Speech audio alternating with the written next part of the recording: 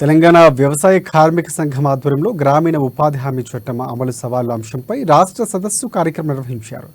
ఈ కార్యక్రమానికి రాష్ట్ర పంచాయతీరాజ్ గ్రామీణాభివృద్ధి మహిళా శిశు సంక్షేమ శాఖ మంత్రి సీతక్క ముఖ్య అతిథిగా పాల్గొన్నారు.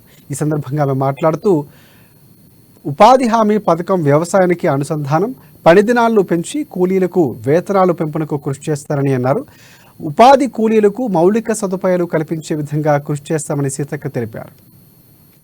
రామ మందిరం కట్టిన కాడ కూడా ఉల్టా చేసి పెట్టి, ఎందుకంటే అక్కడ అడుగుతున్నారు, ఓకే మాకు దేవుడు అంటే నమ్మకమే, విశ్వాసమే, కానీ మా బతుకులు ఎట్లా, మేము ఎట్లా బతకాలి, ఇవాళ ఆదానికో అంబానికో లక్షల కోట్లు వస్తే మా కడుపు ఎట్లా నిండాలి అని తిరగబడ్డారు ఆ ప్రాంతాలలో.